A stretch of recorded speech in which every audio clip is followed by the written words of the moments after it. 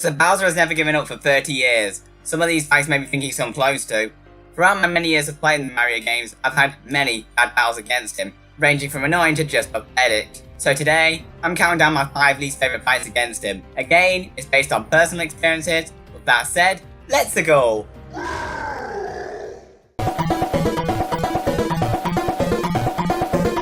Remember when this game was a thing? Those were the days. Even though I really loved it back then, I could see at the time that the bosses weren't that good. But hey, the final bosses are usually pretty epic in the Super Mario games. He starts the fight by using the cat power-up. I'm loving the concept here. This fight should be awesome. It's an auto-scroller. Yep, because of that, you climb up the tower in this fight at a snail's pace. In addition to Meowth's attacks in the first phase being telegraphed like 5 years ahead, and if you do somehow get hit, there's cat bells everywhere. Not even the music is even that good. The second phase isn't much better. Despite there being 5 Meowths to deal with, all of his attacks are still slow, easy to dodge, and very predictable.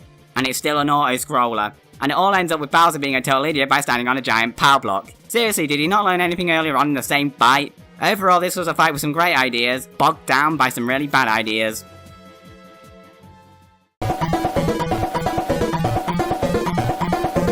Super Mario Galaxy 2 is one of my favourite games on the Wii, and I'm not going to stall any more of your time. It's the final boss. The first phase isn't actually too bad. It is a repeat of the previous boss fights with him, but they were admittedly kind of fun. But the final phase? All it consists of is you ground-pounding meteors into Bowser's face, which is pathetically easy to do as he takes ages to reach you, and leaves himself wide open when he goes in to attack you. And even if you do miraculously get hit, a coin will pop out and heal the damage you just received. The fight gets the visuals, atmosphere, and music all amazingly well, but the actual fight itself? No. Seriously, were the developers hit by meteors themselves when they let this into the final game? And to think there are still fights with even worse concepts on this list.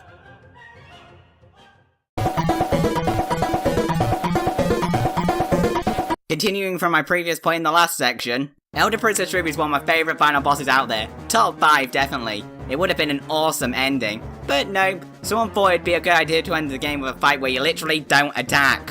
Yeah, it was a smart move on Bowser's end, but this was a potentially awesome finale ruined. All you need to do is dodge his attacks 20 times and win. No, seriously, that's the whole fight.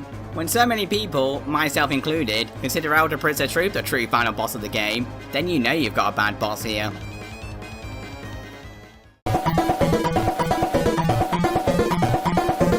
Going back to my last video, so I loved the final fight of New Super Mario Bros. Wii, and was really looking forward to seeing how they'd follow that up, but what we got instead was a lazy rehash. The first phase is the exact same as it was before, and in the second phase, all you do is jump from platform to platform to stay out of the lava, with Bowser swiping at you, which don't actually hurt you, but destroys the platforms. But by the time he swipes, you're already on the opposite side. The only time Bowser can actually damage you is when he breathes fire on you. Like I said earlier, this fight is just lazy, even going as far as to use the same bloody music, so that barely qualifies as a redeeming factor. The only other thing I can really say about this fight is that it at least tries to be different from the original one. Number 1 on the other hand. So yeah, New Super Mario Bros. 2 was a lazy rehash, but can you believe there is an even lazier rehash in the series? In fact, it's to the point where it's almost the exact same fight.